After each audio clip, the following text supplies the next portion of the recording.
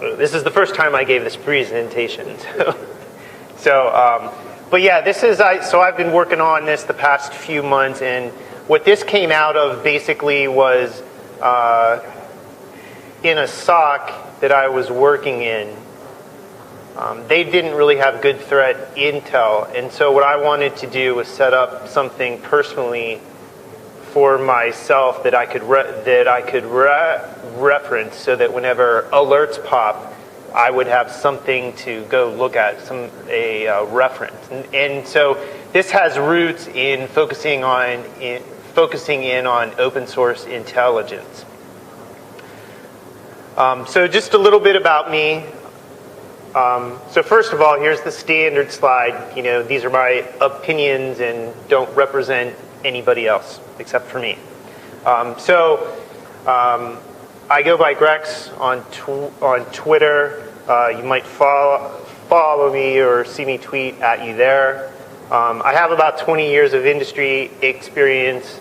Of that, 16 was focused specifically in information security. In the past 5-6 years, I've been doing SOC type stuff, like really just really on the defensive side. And just going around the circle here, I basically cut my teeth doing web application security back probably in the early 2000s. A little bit of pen testing, got into doing security engineering type work, got into FISMA. So does anybody here do any government stuff? All right, so all the CNA stuff. So that kind of fits in with the security engineering stuff nice. For the company that I work for, I'll do props and things like that. I was really, at that point, I found out that I was creating a lot of PowerPoints and Words and things like that. And I wasn't able to, and I was missing getting some of the hands-on skills. So that's where I took a step back, found a position doing trade studies, so bringing in all the different commercial products that are out there, testing them, doing bake-offs. And then, like I said, I've been involved in working with SOCs in some way, shape, or form the past 5 years. And also do a lot of IT security training with my current employer. So just a little bit of backstory. So the Nova infosec.com, that's just sort of a side thing. I actually work for a large DoD contractor where I did most of this stuff here. But the side thing that I do run is this website. It's been up for about, I don't know, probably about 8 years now. Try to get blog posts out. It's just a play area where I can put stuff out and get some comments. So basically what I'm trying to do at this point is I'm trying to do trying to go into my own consulting business due to some of the limitations with working at large corporations. So slowly trying to wade in. It's a very scary thing to start your own business. But anyway, back to the topic at hand. So this probably, I don't know, it's probably about 6 years that I'm going to tell this story of where I started out and how I came to choosing Evernote as a possible solution. And the thing that I want to make clear here is, you wouldn't, like a large corporation wouldn't use Evernote as their threat intel or case management system. But what this was is more of an experiment to see if we can use a very flexible platform like Evernote to do those security intelligence functions and create some sort of a framework. And then based on that framework, you can create a simple platform, like maybe you already have a wiki in-house or SharePoint workflow system or something like that, or even something like Remedy or RT or whatever. Basically take that system, and this would give you the framework of how to use that system so that you can build your own intelligence.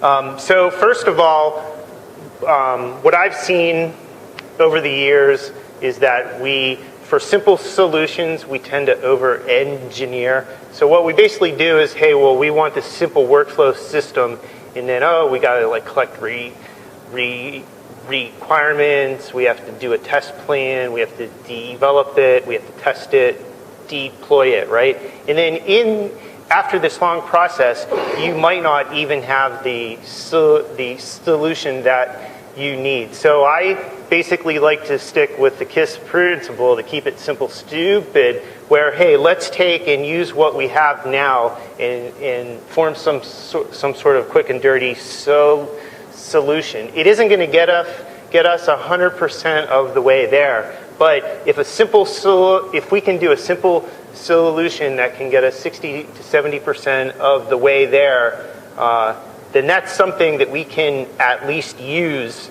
to tweak and to figure out what our true requirements are. Because in the end, maybe this quick and dirty solution is something that will just work and you can stick with it.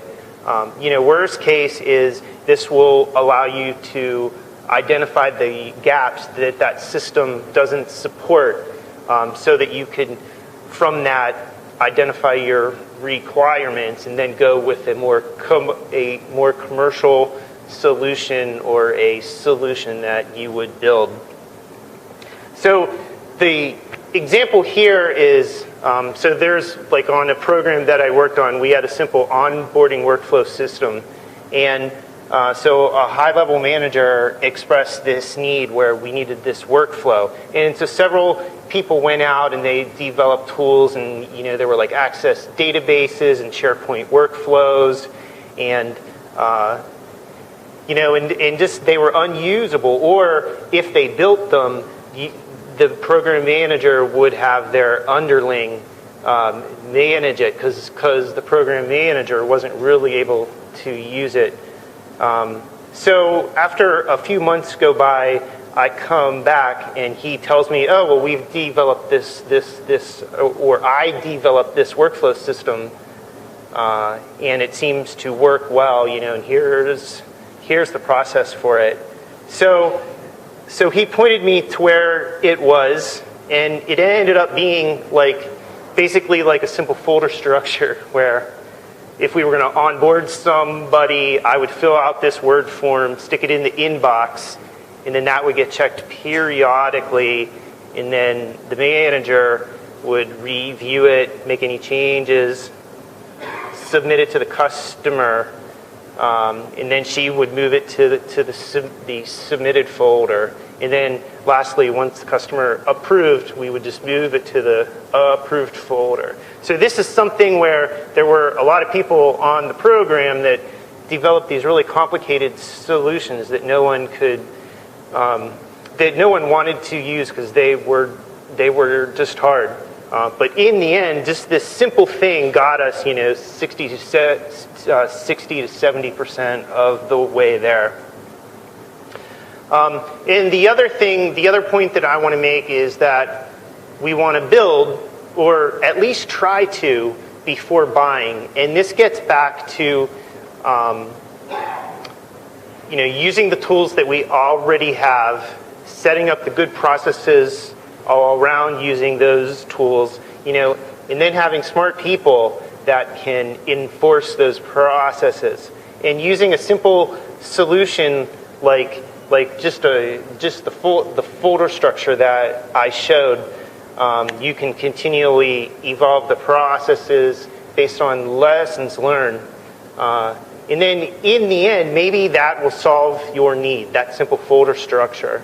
The other thing is it helps you understand what you really need through the gaps that you've identified. And then that's when maybe you would want to go try to build something or go with a commercial product. But the thing here is that you have a really great or a really good understanding of what you need, so that can help you better choose the commercial product that you're looking for.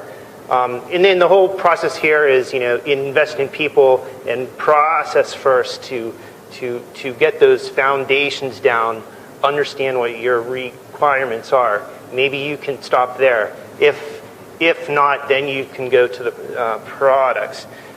So the thing here that I want to make is that this whole premise is based on some of the different threat intel sources that are out there.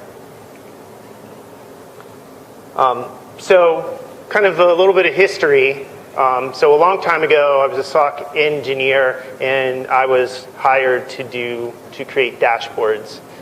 They wanted to measure what risk was, and so it was a manual process, but we just used a basic risk equation that involved threat, vulnerability, and then some sort of impact too, although at the time they weren't too interested in that. The goal was to have this nice little dashboard where the manager could look and say, oh, this is what my risk is. And so for the vulnerability figure, we had data based on patch and other tools. So we knew how many high patches we were missing. So threat at the time, because this is 6 years ago, we sort of knew, we knew what the threats were, but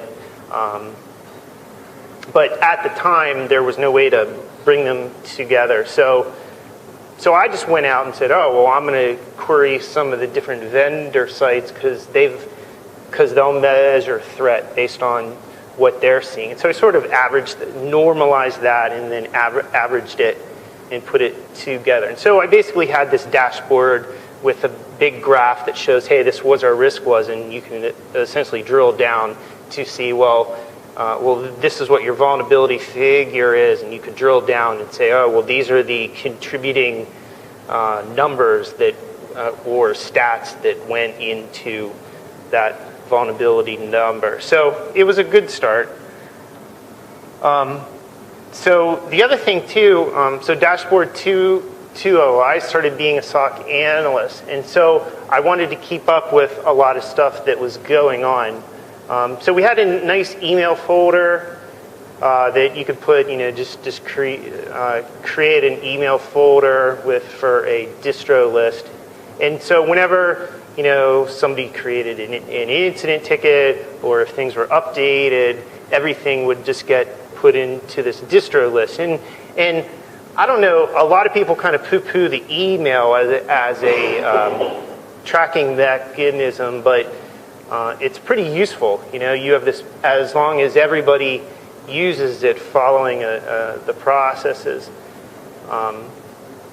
So that was nice. And then the other thing too, depending on which side of the system you're on, you can also suck in RSS feeds. So that was nice, but I wanted a little bit more because that was only one aspect of what I was looking for there. So I took some of the prior dashboard research that I did, and I built my own risk tab in iGoogle. So I basically pulled in some of these resources and RSS feeds and pulled them together, created this risk tab in iGoogle, if you remember that. And it just as an analyst, it just gave me situational awareness. So this is essentially kind of what it looked like a long time ago, and these aren't actual screenshots, but so I started out with Google Reader, long live Google Reader. So what you could do is you could group feeds, and then with the feeds, you could put them into one of the gadgets, and then the third image there is one of the gadgets close up. So you can basically get this nice flow of data that you can check out maybe every 10 minutes to see kind of what's going on in the world. Unfortunately, that all went away.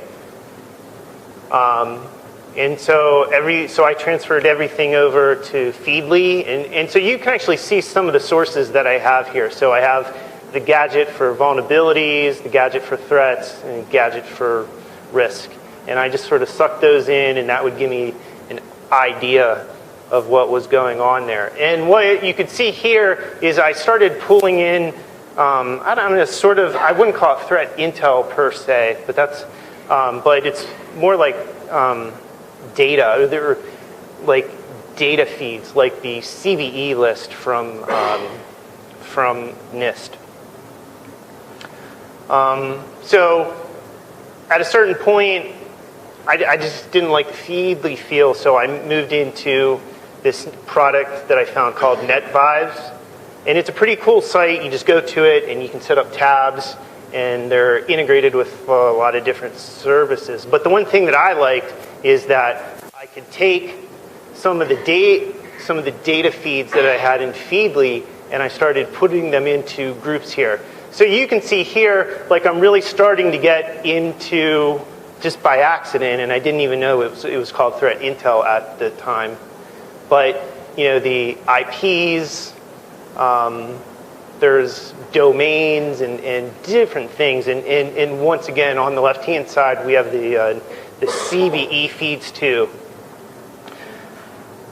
So overall, the takeaways here is that I found the dashboarding, and I still use this, like that screenshot that I took of Netvibes there was something that I took last night. So I still use that. Kind of lessons learned there is it's good for blog post feeds or feeds that push out data periodically, but usually some of the open source Intel sites, they'll just dump a whole bunch, oh, here's 1,000 new IPs.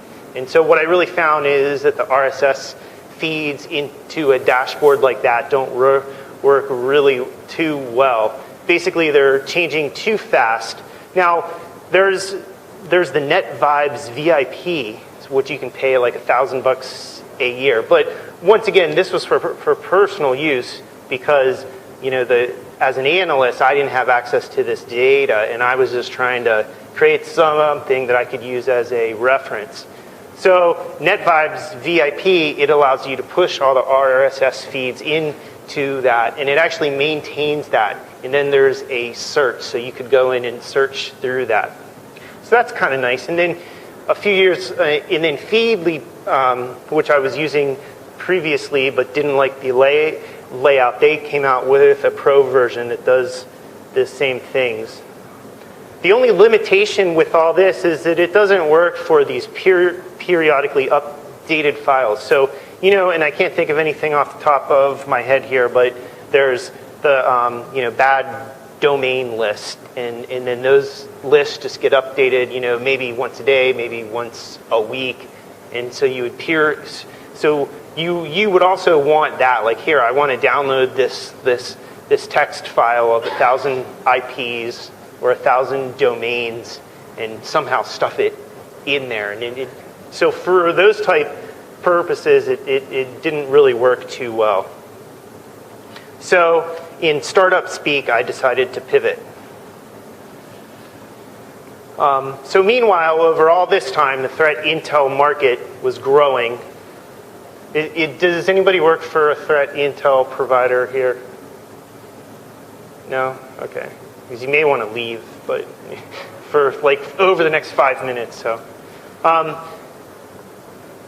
I do believe in it. But so the threat intel market was just growing, and so I started looking at what all this threat intel stuff was, and I looked at experts and talked to consumers of these different threat intel services. And then the basic takeaways that I found is just it's a fascinating area. You're just sucking in all this data, and you're mathematically kind of doing correlation, and then you're coming out with a way to, you have an indicator and a way to determine if, hey, is this indicator something that I do or do not have to worry with. Unfortunately, a lot of the same people that I talk to as well says that it's not much value beyond open source resources. One person that I talked to said that if you follow a certain number of people, or if you follow the right people on Twitter, you'll actually find out about stuff first on Twitter than through any of these commercial services. And the reason why I think, though, is because these threat intel services are more just geared towards everybody. It isn't geared towards your specific organization. So there's a lot of data in there the vast amount of data that's there isn't relevant or isn't something that you would use to take action on in your organization. So learning all this, I kind of looked at some of the dashboard stuff that I was doing previously, and I found that the dashboarding concept, I was sort of on to something there, in terms of trying to pull all this open source data together so that you could search it. So basically, re-baselined it. So I talked about Netvibes VIP, but I was looking for something that was cheaper because it was just me doing my own thing, and something that was a little bit more flexible. Netvibes was good for taking in RSS feeds, but it was sort of limited beyond that. So what I wanted was a bucket to dump everything into. So it could be from these, certain blogs for situational awareness. It could be other feeds like social media. Those right individuals that you should be following on Twitter. The data-driven feeds. So it could just have this bucket that you just throw everything into. And then also data files, having a way to take these huge lists that are updated periodically and just once again throw them into the bucket. And then anything else, like there's a site out there called ATP Notes, and I think it's hosted on GitHub, but the guy basically indexes all the ATP or APT reports. But that's nice, right? But I have to go to this site and look through it, right? Like what I'd like to do is get all those vendor reports, or if I see a new vendor put out there a report on some new threat actor, I just want to grab it and throw it into this bucket. And if it's all in one place, then I can search it and I can make sense of it. I can look for trends. So, yep. Who did the APT reports aggregation? Do you recall? Well, it's ATP and then notes, and I don't know if I have it. But if you search for ATP notes, I think it's hosted off GitHub. And I haven't checked it recently, but I assume he's keeping up with stuff. But that's a good place to seed your content. But if there's any reports that, maybe there's reports that come out that he doesn't put in that you think, oh, this would be useful. It doesn't matter, this bucket, I'm just shoving it in, right?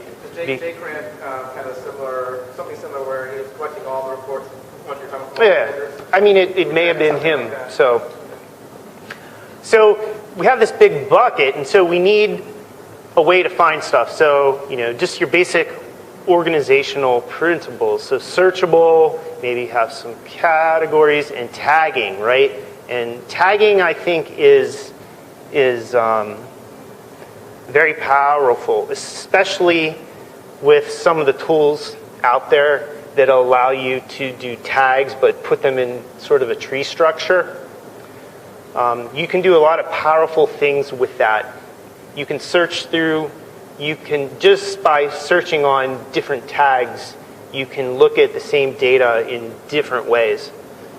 So it's a very powerful concept that I wanted in the system that I was building here. And the other thing is, because I worked at my job, is I wanted something that was cloud-based. So something that I could access from home, from work, or whatever.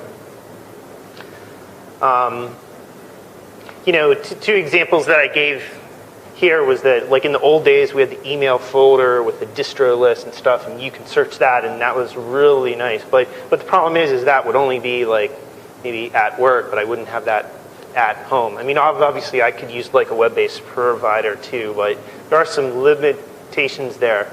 And then you could there's different aggregation tools that, hey, well, like I could set up Splunk and I could access that from, when I'm home, but I may not have access to that when I'm at work, because work may have a policy that says I can't VPN out into my own home stuff. So just whatever your limitations are. So So who's heard of the secret weapon? Yes, one person. So what this is, who's heard of GTD, getting things done, right? So what this is it's a way of using Evernote as it's a way to implement GTD in Evernote. And I recommend, like at first it looks complicated to set up, but once you set it up, you just really see the power of being able to create these different hierarchies of tags, which allow you to view the things you have to do depending on, what the project is, when you have to do it. Is it something that I'm going to do now, or is it something that I'm going to do later? Where? Is this something I'm going to do at home, at work, whatever? And then also who it's related to. So you could, if it's something that involves your wife, then then you would tag that to do with her name, her or his name. Are you using multiple? Yep. Are you using multiple contacts, so you'll have a when, you might have a when and a where or a who? Yeah. So that's the cool thing. And these are just the high-level categories here, because what you do under active projects, you actually have whatever your active projects are. And so you can tag it at a project level. So, hey, I'm going to do this specific or this specific project, and then under that you would have, these are the 10 tasks I have to do to complete that project. But then you can apply the when tag.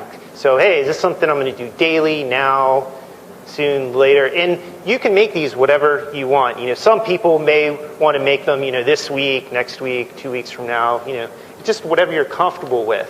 So this is his system when he published it out on the web.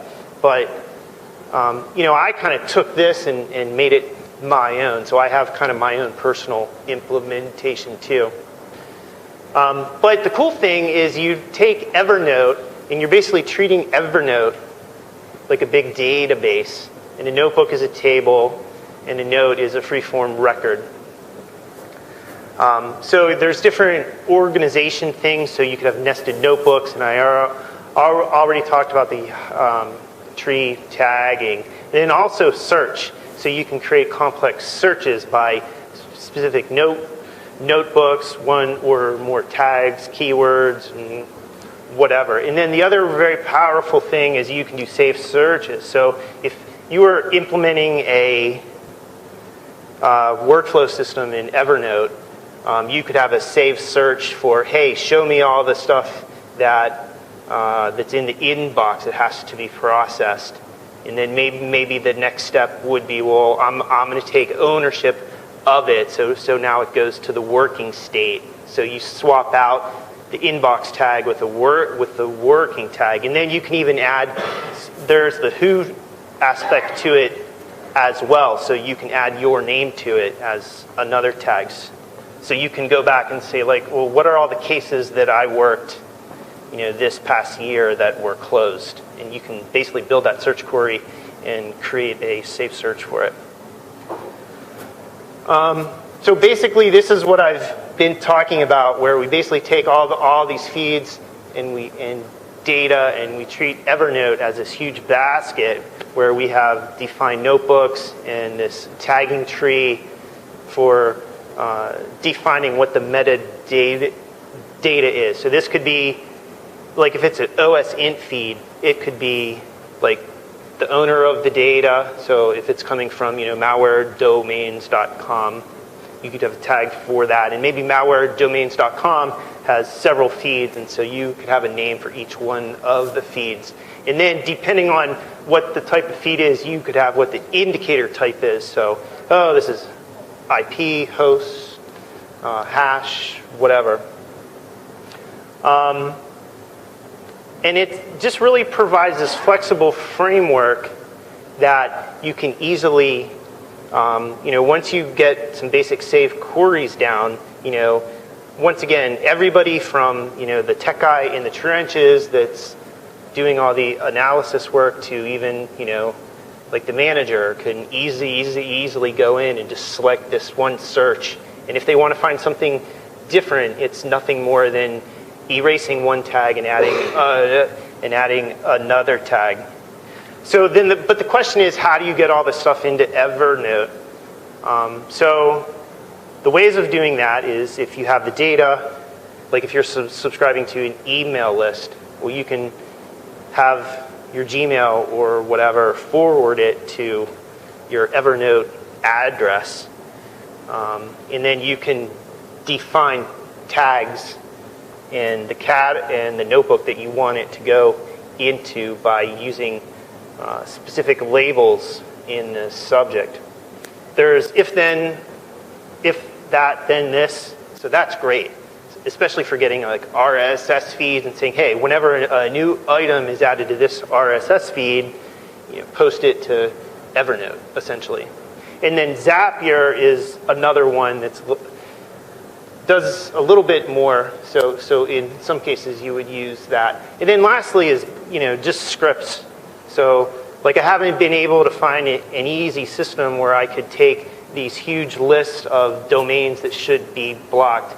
I haven't found an easy way to kind of use one of these automated services and just stuff it into Evernote. So you end up using like a bash script. It basically downloads it, checks it to see if it's changed from the last time it downloaded it. And if it's changed, then it emails it to Evernote using the right labels so it gets put in the right notebook and tagged appropriately. And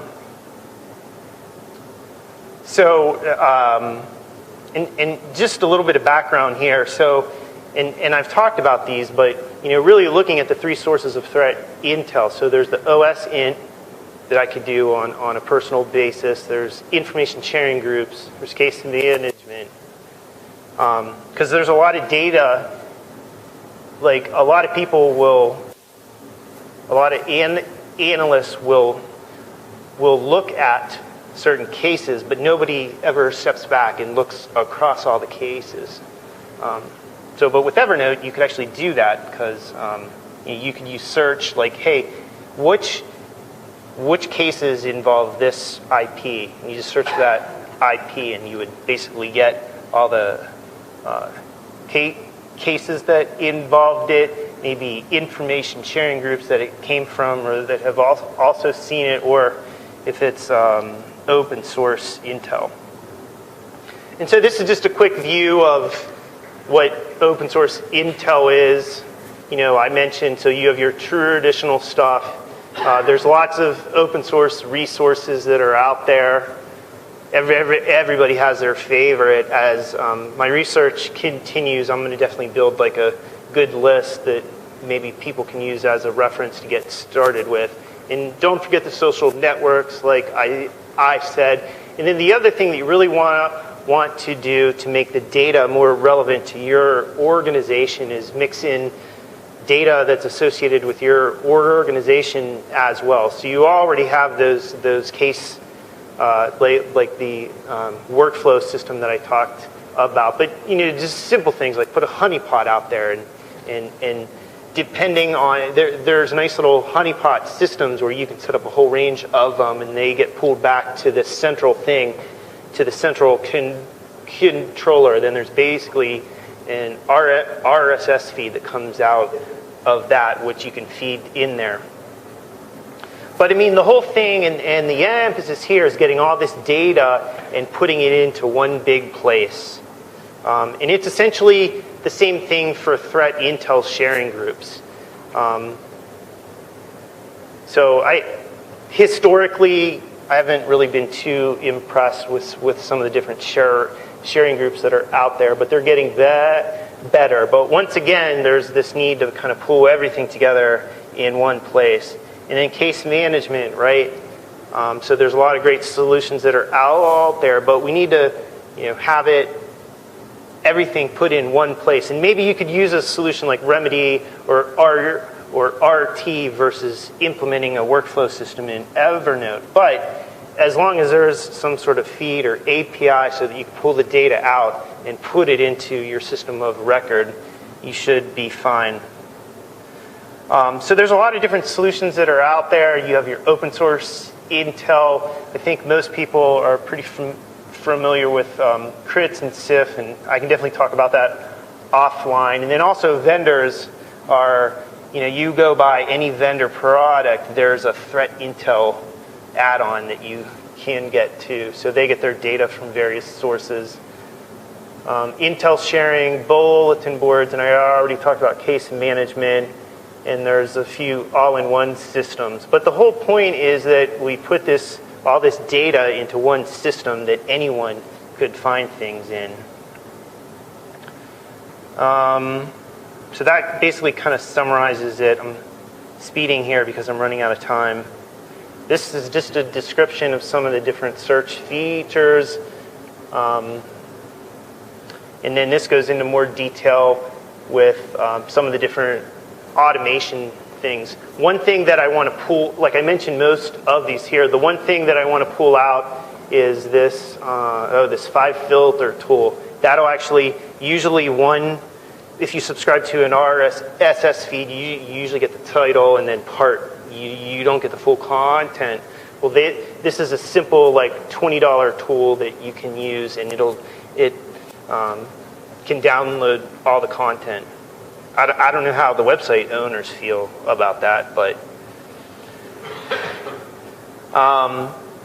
and so this is just kind of shows what it looks like from an open source Intel perspective. So these are the current feeds that I'm pulling from, and there's I have this huge list of stuff that I want to add in, but it involves more I'm gonna have to start scripting stuff. But basically, I have my OSINT DB tag, and then there's a hierarchy there of these are all the sources. So you see the ISC for the SANS ISC, and then you also have down here. These are the sources, and then up there is the type of data that it's coming from. And as we know, most of us in our organizations can't use Evernote, right?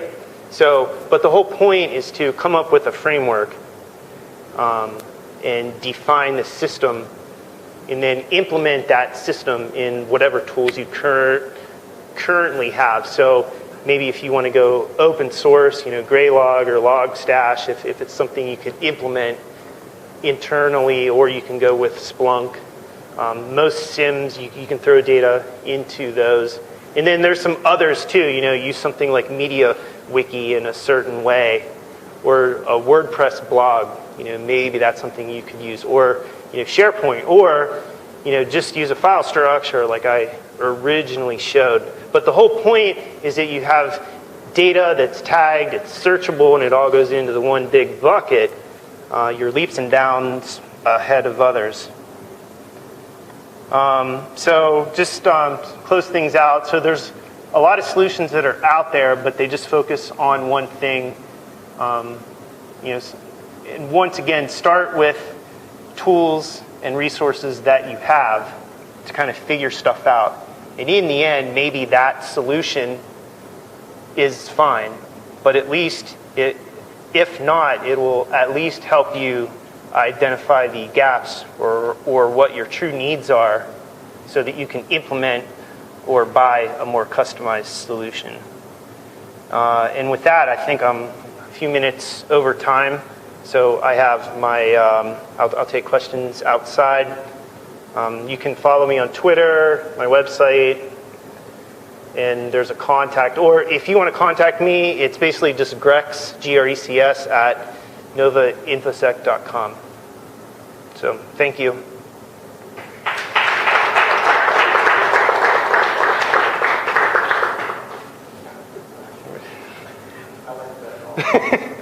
No, look at this. So you see this, and then it's like up here. I just think it's funny.